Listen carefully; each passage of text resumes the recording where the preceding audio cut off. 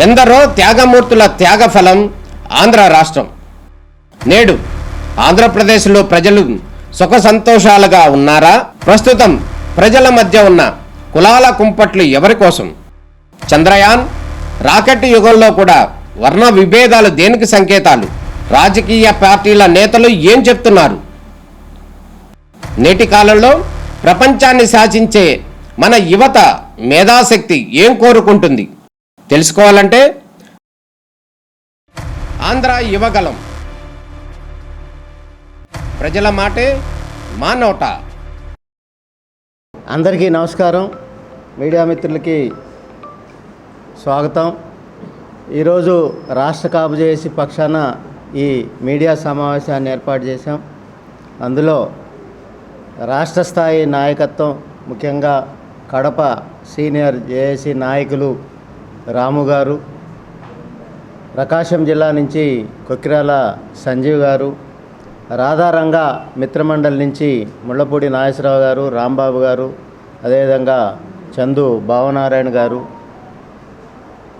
Senior నాయకులు తోట సాంబశివరావు గారు, అదేవిధంగా భాస్కర్ గారు, విజయ్ గారు, ప్రైవేట్ సెక్యూరిటీ సంఘం అధ్యక్షులు నవీన్ గారు, సుమన్ గారు, ఆటో నగర్స్ అధ్యక్షులు బాబ్జీ గారు, ఐకాన్ సంస్థల అధినేత రాష్ట్ర కాపు చేసి సీనియర్ నాయకులు రాజేంద్ర గారు, అదేవిధంగా సుంకర సాంబశివరావు గారు, తోట సాంబశివరావు గారు, విధంగా చాలా ముఖ్యమైన నాయకత్వం ధర్మారావు గారు, పెన్నేరు దామోదర్ గారు, కందినాయుడు గారు, అదేవిధంగా సీనియర్ నాయకులు ప్రజాకాపు నాడు అంజిబాబు గారు, లంకా రాంబాబు గారు, సాయి గారు, ప్రైవేట్ స్కూల్ సంఘం నాయకులు కుటుంబరావు గారు, ఆకుల తిరుమలరావు గారు, కాపునాడు నాయకులు జొన్న రాజేష్ గారు, వీరిశెట్టి వెంకట్ గారు, నానాజీ గారు, రాష్ట్ర నాయకత్వం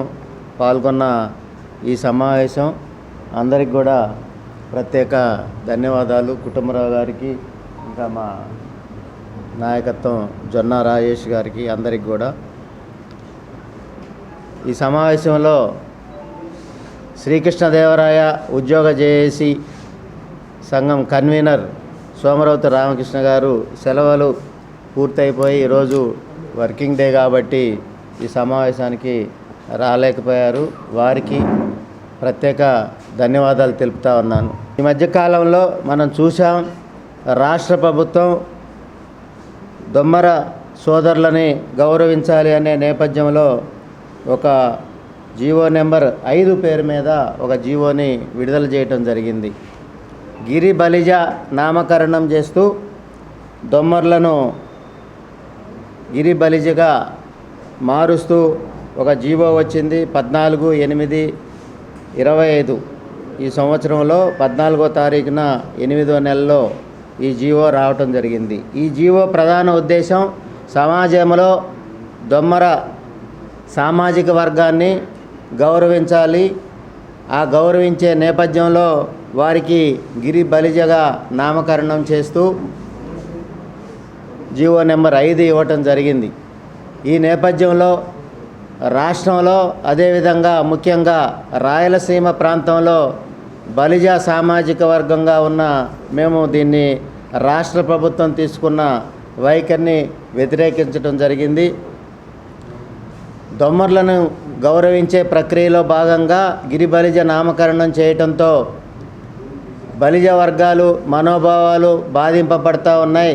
రాష్ట్ర ప్రభుత్వంగా అందరి పెద్దగా మీరు ఆలోచించాలి అనుకున్న నేపథ్యంలో రాష్ట్ర ప్రభుత్వం మా మనోవేదనని, మా బాధని గుర్తించి జీవో నెంబర్ 5 మీద స్టేటస్ కో విధిస్తూ జీవో నెంబర్ 7 విడుదల చేయటం జరిగింది.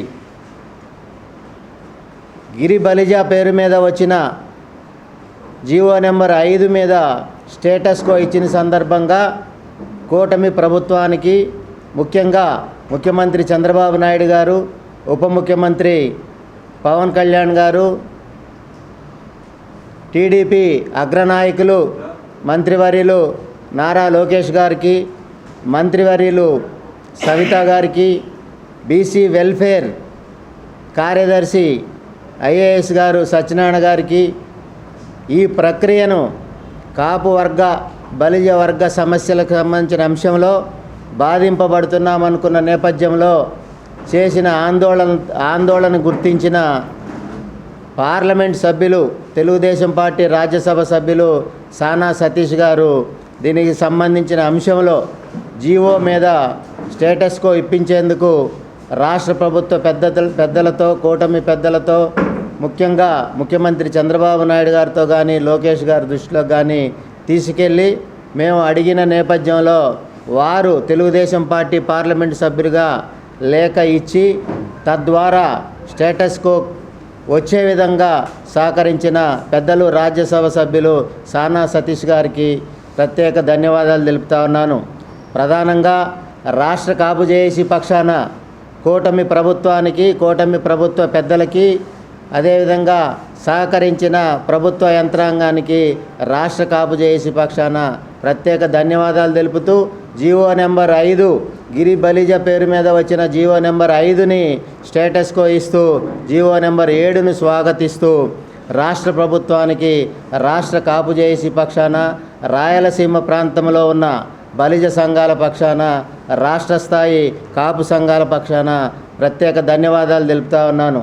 అయితే మా సామాజిక వర్గం కానీ మా కుటుంబ సభ్యులు కానీ రాష్ట్ర ప్రభుత్వం స్టేటస్ కో ఇచ్చింది పూర్తిగా తొలగిస్తే బాగుంటుంది అనే ప్రధానమైన డిమాండు తెర మీదకు వచ్చింది. ఏదైతే గిరి బలిజ పేరు మీద ఇచ్చిన 5 జీవోని స్టేటస్ కో ఇస్తూ జీవో నెంబర్ 7 ఇచ్చారో అదే పరిస్థితుల్లో దొమ్మర్లకు ప్రత్యేక జీవో ఇచ్చి వారికి ఒక నామకరణం చేసినట్లయితే పూర్తి స్థాయిలో ఈ వివాదం సద్దుమణుగుతుంది.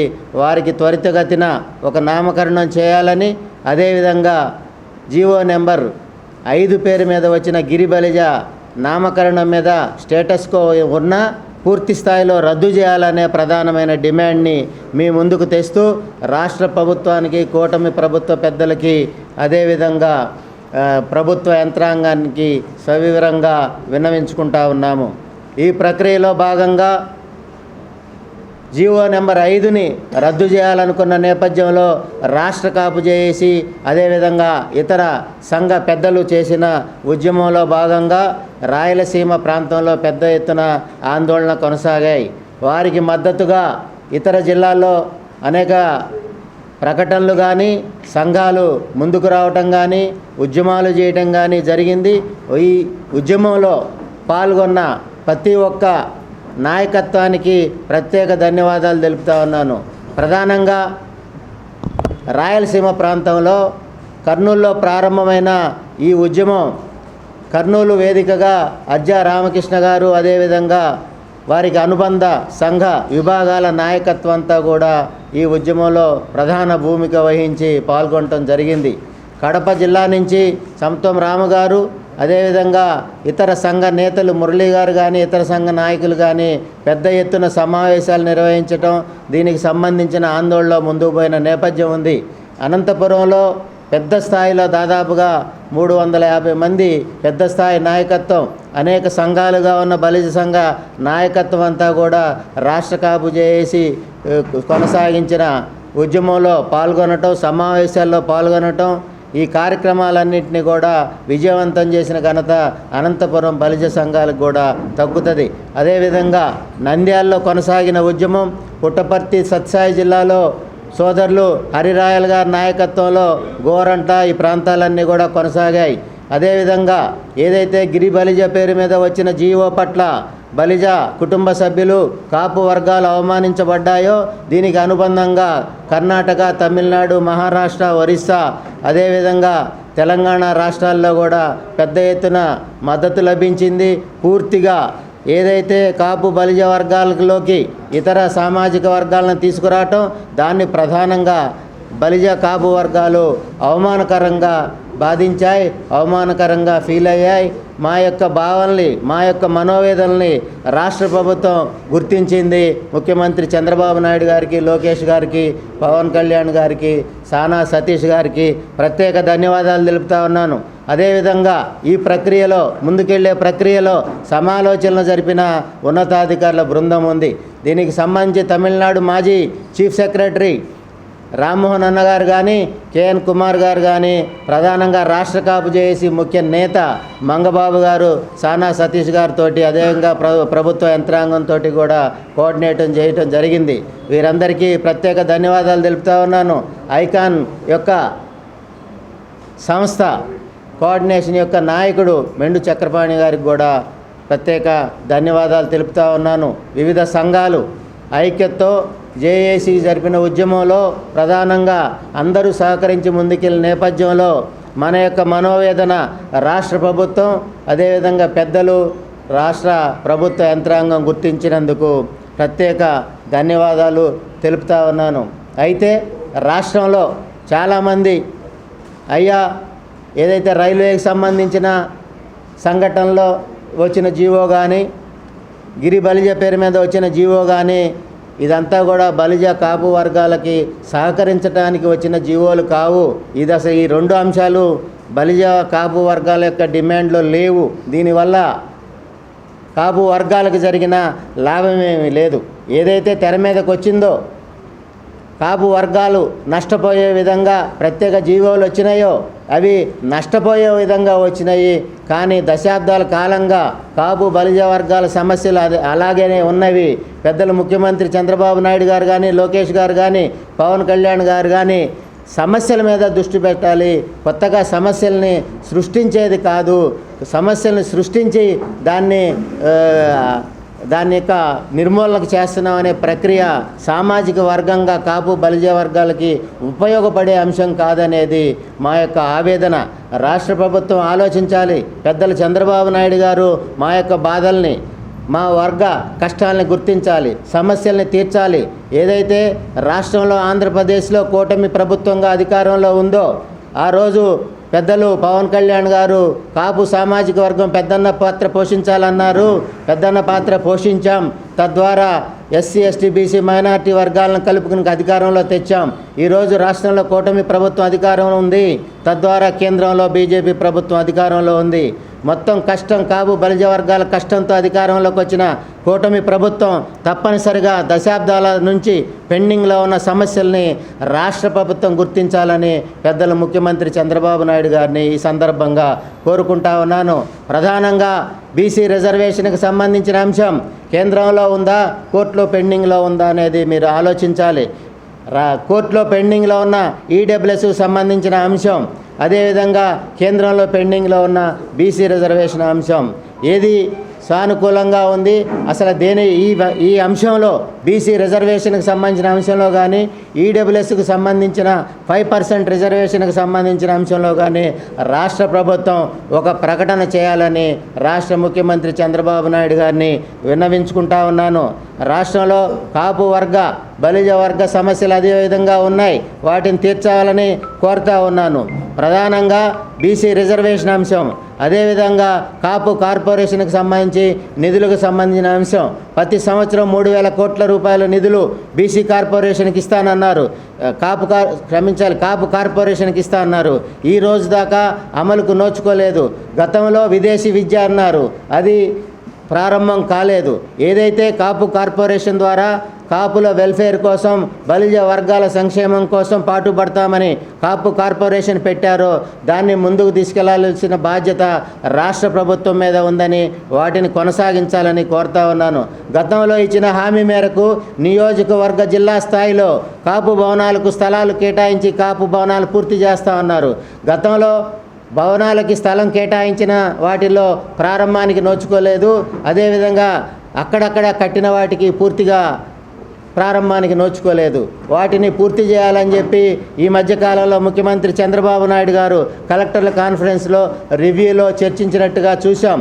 వాళ్ళకి ఏదైతే ప్రభుత్వ యంత్రాంగానికి, జిల్లా రాష్ట్ర స్థాయి యంత్రాంగానికి కాపు భవనాలని పూర్తి చేయాలని రాష్ట్ర ప్రభుత్వం పూర్తి స్థాయి ఆదేశాలు ఇవ్వాలని ముఖ్యమంత్రి చంద్రబాబు నాయుడు గారిని కోరుతా ఉన్నాను.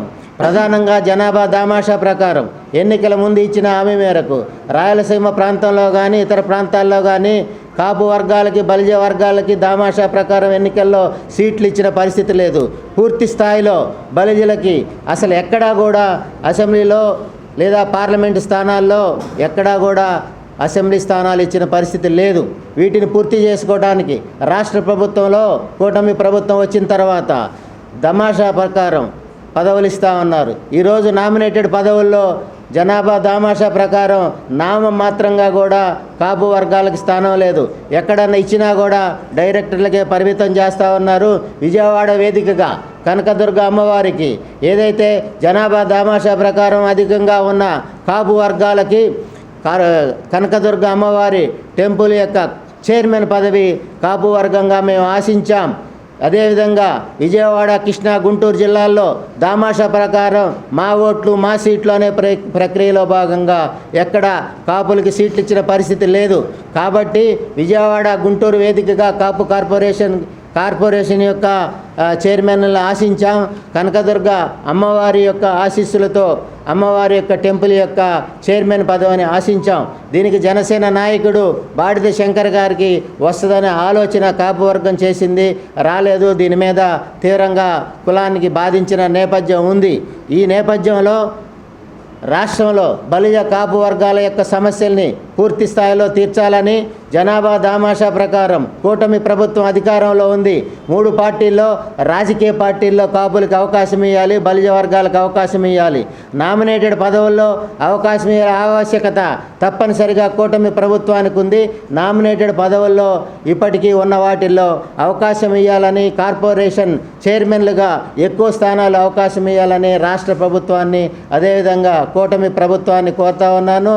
మా యొక్క సమస్యల్ని ఆలోచించి పూర్తి చేయాల్సిందిగా పెద్దలు ముఖ్యమంత్రి చంద్రబాబు నాయుడు గారిని, అదేవిధంగా జనసేన అధినేత పవన్ కళ్యాణ్ గారిని, బీజేపీ నాయకత్వాన్ని, అధినేత నారా లోకేష్ గారిని కోరుతా ఉన్నాను. మొత్తంగా జీవో నెంబర్ 5 మీద స్టేటస్ కో ఇప్పించిన పెద్దలు సానా సతీష్ గారికి, అదేవిధంగా సహకరించి ముందుకెళ్ళిన ఐఏఎస్ బృందానికి, పెద్దలు మంగబాబు గారికి ప్రత్యేక ధన్యవాదాలు తెలుపుతా ఉన్నాను. Thank you.